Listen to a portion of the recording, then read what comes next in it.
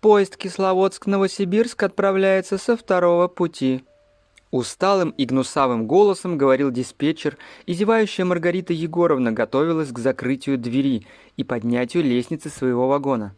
Она очень замерзла и устала. Поезд ехал уже вторые сутки, и чем они были ближе к Сибири, тем становилось холоднее. Женщина не понимала, зачем люди вышли из вагонов в 4 утра в Челябинске, но не прекращала улыбаться и поторапливать пассажиров, так как она обожала свою работу. Наконец-то все зашли, и Маргарита Егоровна выставила флажок, как и остальные проводники, а через несколько минут поезд тихо тронулся. Женщина прошлась по вагону, раздала постельное белье, проверила билеты и предупредила тех, кому сходить на следующей станции. После она вернулась в свое купе и взяла в руки мобильный телефон. Женщина увидела, что ей звонила дочь Алла, и она нехотя набрала ее номер. «Мам, ты почему не отвечала?» – сходу спросила Алла. «Дочь, я на работе, людей запускала, а вы чего так поздно не спите?» «У нас полночь вообще-то, и у твоего внука опять температура», – с претензией сказала ей дочь и снова начала говорить об ее увольнении. «Алла, этот вопрос давно закрыт. Я люблю свою работу и уходить не собираюсь. Лучше скажи мне, как себя чувствует Игорек?» «Ах, ты про внука вспомнила, а я думала, у тебя только поезда на уме», – жестко сказала девушка, и ее мама взорвалась. Она накричала на дочь и сказала, что хочет работать, а не сидеть на их с зятем шее, и это ее право. А когда она дома, то практически все время проводит с внуком. Женщине было очень обидно, что дочь к ней так относится, ведь она вырастила ее достойной девушкой и искренне надеялась, что может рассчитывать на понимание с ее стороны. Маргарите Егоровне было уже 57 лет, и 10 лет из них после развода с мужем она работала проводницей поездов дальнего следования. Брак женщины был неудачный, муж Маргариты Егоровны был тираном, и все 25 лет брака видел в ней только прислугу. Она никогда не чувствовала себя любимой и желанной женщиной, зато все вокруг ей завидовали и говорили, что она живет в достатке и заботе. А на самом деле муж только попрекал Риту, он не давал ей работать, постоянно критиковал и унижал. И через много лет, когда ее дочь выросла, женщина подала на развод. Такого решения тогда не понял никто. Все осудили ее и тем более не поддержали в выборе профессии. А Маргарита Егоровна впервые была счастлива. Она с детства обожала поезда, ведь на них с вахты приезжал ее любимый папа, и с этого момента поезда стали для нее синонимом счастья. Женщина прокручивала воспоминания в голове, и ее глаза увлажнились. Она хотела дать волю эмоциям, но услышала тихий стук в ее купе. Маргарита вздохнула, вытерла слезы и с улыбкой открыла дверь, ожидая пассажира. Но это был ее старый друг, проводник соседнего вагона Геннадий. Он дружил с Маргаритой с самого начала ее карьеры, во всем ей помогал и был втайне в нее влюблен. Но у него за плечами было 2 брака, а на голове сияла яркая лысина. «Рит, я чай тебе принес с шоколадкой», — сказал он и заметил, что у женщины глаза на мокром месте. «Опять Алла?» — спросил он и присел на полку близко к своей подруге. «Гена, она опять обозвала меня плохой бабушкой и эгоисткой», — ответила ему Маргарита и тихо заплакала. Мужчина приобнял ее, протянул чай с шоколадкой, и так они молча и просидели почти до прибытия на следующую станцию. Геннадий побежал в свой вагон, а Маргарита на тяжелых ногах встала и пошла будить тех, кому выходить в этом городе. Когда после всей необходимой работы на станции она вернулась в свое купе, то заметила на телефоне входящее сообщение из социальной сети. Женщина перешла по уведомлению и увидела, что ей пришло сообщение от ее бывшего одноклассника Николая. Это было только короткое «Привет», а женщину захлестнула волна воспоминаний. Она зашла на его страницу и, смотря фотографии, все удивлялась, как же Колька постарел. «А я в него влюблена была сильно», — удивлялась она вслух, и от ее плохого настроения не осталось и следа. Рита ответила Николаю, и у них завязалась переписка. Мужчина рассказывал о себе, о том, что все еще живет в Кисловодске и уже 3 был женат, но все безуспешно. А через время он поделился и тем, что все время вспоминает о Рите, и о том, как они встречались, и даже признался, что она была его первой любовью. Женщина тоже рассказала о себе, о неудавшемся браке и любимой дочери ее семьи. А также она поведала о своей работе и о том, как она ее любит. Рита очень надеялась продолжить разговор о поездах, но Николай ее не поддержал, просто проигнорировал ее большое сообщение и стал спрашивать о ее нынешнем семейном положении. Маргарита Егоровна задумалась, есть ли у нее отношения, и все-таки решила, что их нет. С Геной у них была просто дружба, а больше мужчин в ее жизни не было. «Нет, я уже 10 лет одинока, а ты?» – написала женщина и стала с нетерпением ждать его ответа. «Я одинок, давай встретимся», – ответил мужчина, и Маргарита Егоровна сказала, что готова, но только через 5 дней, когда приедет с работы. Николай согласился, и они снова стали переписываться о всякой ерунде. Так продолжалось все оставшиеся дни. Женщина делилась с Геной ходом своей переписки и просила совета. И мужчина даже старался радоваться за нее, видя, что она все больше влюбляется в Николая. «А почему вы тогда расстались?» – на одной из остановок спросил Гена у женщины. «Он мне изменил с моей подругой, а потом женился на ней. Это было мое первое предательство в жизни», – ответила она и поспешила заверить друга, что в этот раз все будет хорошо. Они повзрослели, а скорее постарели и изменились. «Ну, как знаешь, я очень хочу, чтобы у тебя все было хорошо», — сказал Гена и через силу улыбнулся, заподозрив что-то неладное. Впервые за 10 лет работы женщина хотела домой. Она желала встретиться с Николаем, поговорить с ним и вновь прочувствовать его объятия. Он ведь был ее первой любовью и первым серьезным разочарованием. Наконец-то поезд прибыл на перрон. Женщина сдала все документы и деньги и отправилась на недельный отдых. Она приехала домой и, вопреки обыкновению, позвонила не дочери, а новоиспеченному жениху. «Да, говорите», – послышалось на том конце провода, и она улыбнулась. Все-таки мужчина сильно повзрослел. Раньше он говорил модное «hello», подражая героине известного советского фильма. «Привет, это Рита». Мужчина был очень рад тому, что она позвонила, и тут же назначил встречу в беседке, где было их первое свидание много лет назад. Маргарита очень ответственно подошла к сборам, она сделала прическу, красивый макияж и надела свое лучшее платье. Ровно в 7 вечера следующего дня женщина шла к беседке и переживала, что мужчина не придет, но он не заставил себя ждать и уже подходил к ней с букетом из 3 красных роз. «Ты пришла раньше? Зачем?» – спросил он вместо приветствия, и Рита стала оправдываться, что просто не хотела опаздывать. «Больше так не делай, я не хочу, чтобы ты мерзла», – ответил он, и женщина растаяла от проявленной заботы, которую она давно не ощущала. Они гуляли вместе, как раньше, мужчина много говорил, а Рита все больше слушала. Она была очарована Николаем и согласилась закончить вечер в его квартире. Утром она сама была в шоке от содеянного и боялась, что он просто выгонит ее. Но этого не случилось. Мужчина выпил приготовленный ей кофе и сказал: «Кофе слишком крепкий. Не хотелось бы иметь проблемы с сердцем. Я хочу, чтобы ты была здорова». Женщина расстроилась, но решила, что это тоже проявление заботы. Прежде чем уйти на работу, мужчина поцеловал Риту и предложил серьезно подумать о переезде к нему. Она обещала поразмыслить над предложением и, допив кофе, также покинула его жилище. Придя домой, Рита позвонила дочери и в очередной раз услышала надменный тон. «Игорь, про нас вспомнила бабушка. Иди, хоть голос ее услышишь». «Алла, хватит, я про вас и не забывала. Я Игорю сладостей привезла. Хочу сегодня прийти». «Ну, приходи», — ответила ей дочь и отключилась. На самом деле Маргарита понимала, почему девушка так с ней общается.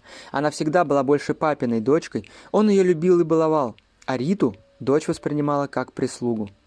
И хоть уже и взрослая Алла, но хуже всех перенесла разрыв родителей. Она боготворила отца и не знала, как от него можно уйти.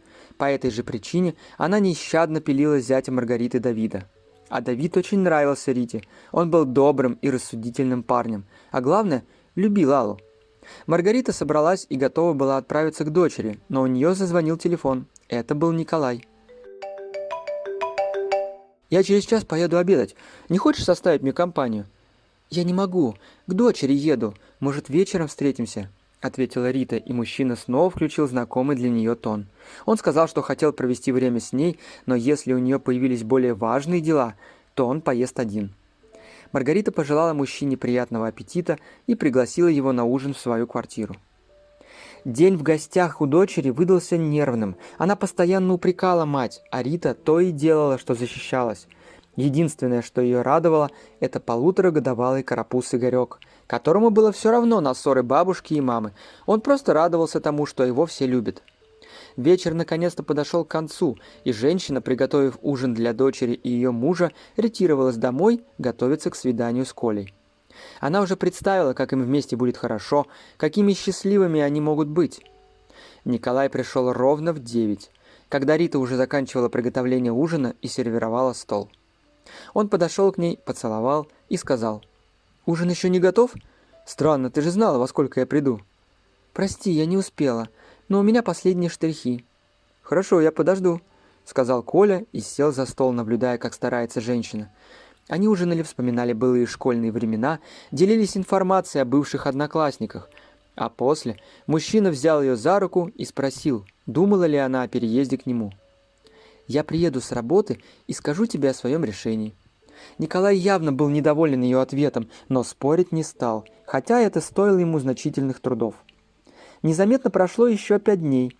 Женщина встречалась с Николаем, гуляла с внуком, весело проводила время с зятем и ругалась с дочерью, но все равно очень сильно скучала по работе. Когда пришло время уезжать, она позвонила Николаю и оповестила его об этом.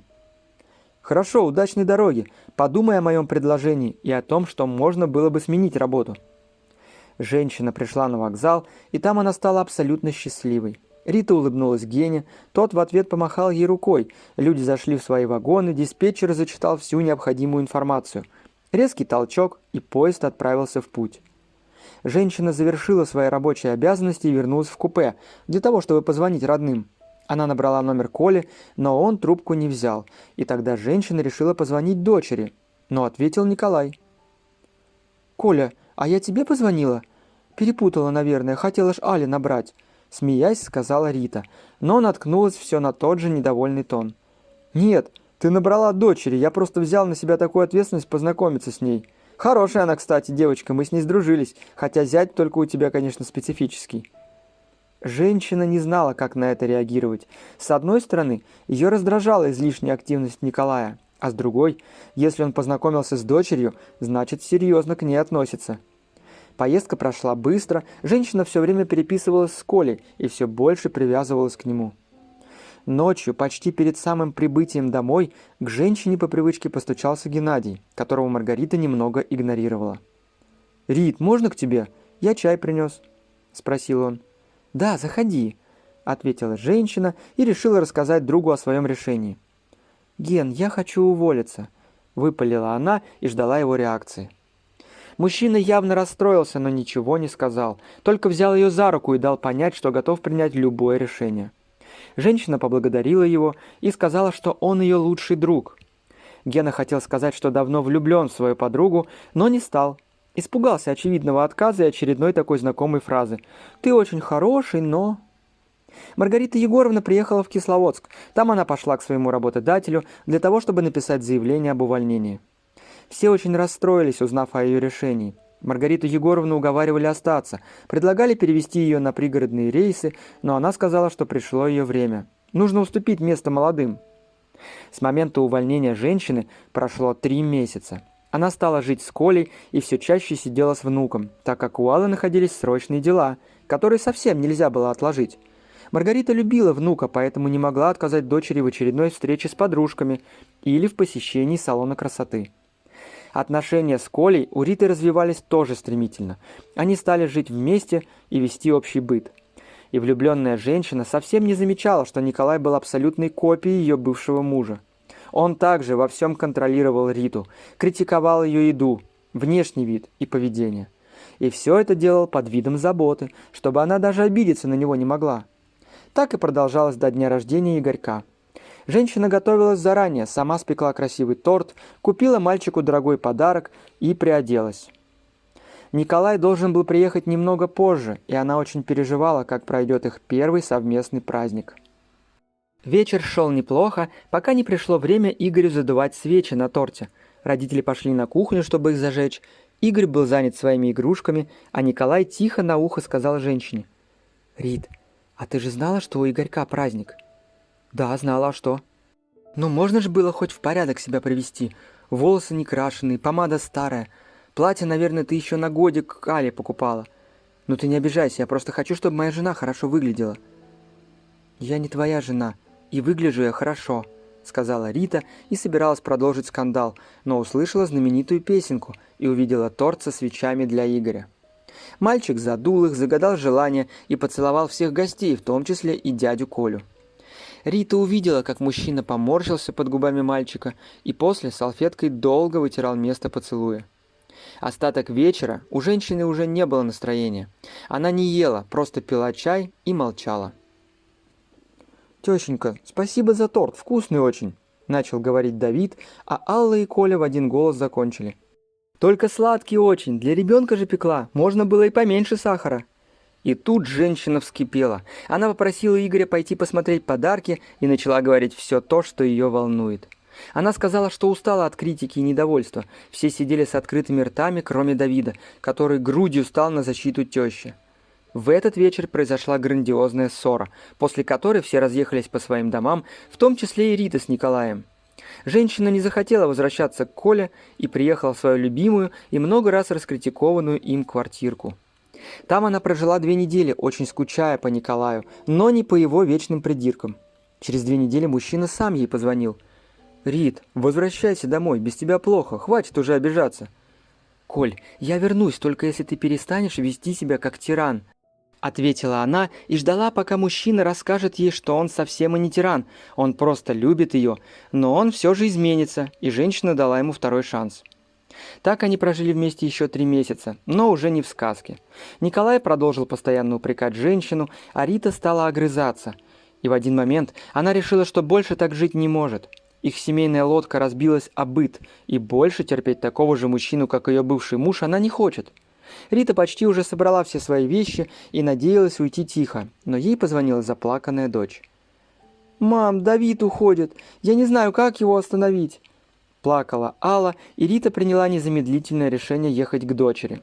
Она так и оставила бардак в комнате, открытые сумки и разбросанные вещи. Ей было все равно, что скажет Николай.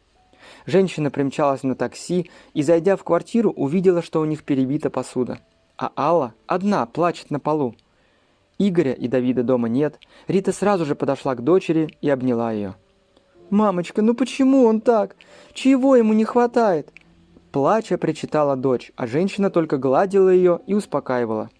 «Доченька, а где Игорек?» Аккуратно спросила она, чем спровоцировала очередную истерику дочери. Успокоившись, Алла сказала, что они не смогли определиться с выбором велосипеда для Игоря и стали ругаться. Мужчина сказал, что она злая и придирчивая, и он больше так жить не может, а потом у них началась перепалка и битье тарелок. Игорь расплакался, и Давид его одел и увез в неизвестном направлении, бросив напоследок ей: «Подумай над своим поведением». Женщина успокоила дочь и отправила немного поспать.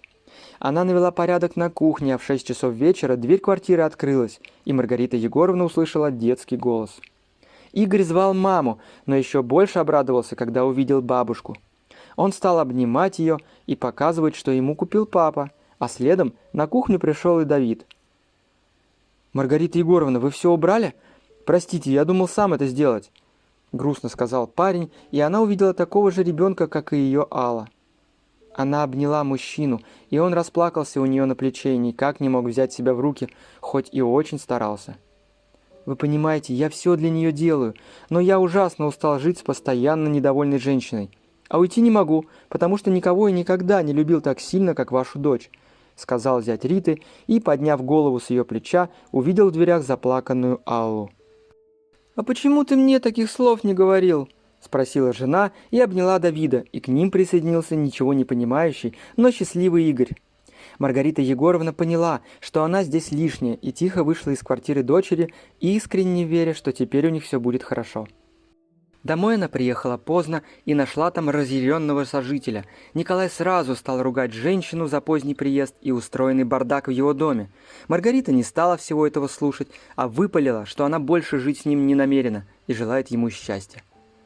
«Я ради тебя, старухи, все бросил. Я мог найти себе молодую, красивую жену, но стал жить с тобой, а ты уйти решила», — кричал мужчина, но Маргарита продолжала собирать оставшиеся вещи. Молчание женщины сводило Николая с ума, и он схватил ее за шею и прижал к стене. Пусти меня! И это я ради тебя все бросила, любимую работу, свою квартиру, свободу и Гену», — сказала Рита и сама удивилась тому, что вспомнила о своем друге. Она вырвалась и, пригрозив полиции, продолжила собирать вещи и вызвала грузовую машину. Она была рада вернуться в свою квартирку, а уже утром женщина пришла на прежнее место работы, в надежде, что для нее найдется местечко. «Маргарита Егоровна, родная, вы хотите обратно на работу?» — спросила у нее Светочка из отдела кадров. «Да, если есть вакансия». «Конечно есть. Ваше место, оно заколдованное просто. Никто на нем долго не задерживается». Услышала она грубый голос своего начальника и была несказанно ему рада. Рано утром женщина надела свою любимую форму и пришла на рабочее место. Все были очень рады ее появлению и не могли поверить своим глазам. Но Маргарита искала Гену и, к своему сожалению, нигде не могла его найти. Но тут уже расстроившись, она увидела его, бегущего к поезду. Он прошел мимо нее, но потом, быстро опомнившись, вернулся. «Ритка, ты снова здесь?» – прокричал он и, переборов свой страх, обнял женщину. «Я люблю тебя, Рит!» – тихо сказал он ей на ушко, и она почувствовала, что это взаимно, и вместо ответа поцеловала мужчину в щеку, под аплодисменты остальных проводников и даже некоторых пассажиров. Вечером мужчина по привычке зашел в любимое купе, и они пили чай, обнимались и говорили обо всем. Рита рассказала и о Николае, и о наладившихся отношениях с дочерью, и даже о том, что она тоже влюблена в своего друга. После этих слов Гена обнял свою женщину, а она, как маленькая девочка, сжала руки в кулачки и пожелала, чтобы в этот раз все получилось, и они были счастливы, хоть и встретившись на закате лет. А также, обнимая Гену, она почувствовала незнакомое ей доселе чувство абсолютной гармонии. В 57 лет у нее наконец-то было все – хорошие отношения с дочерью, любимая работа и мужчина, который понимает ее как никто другой.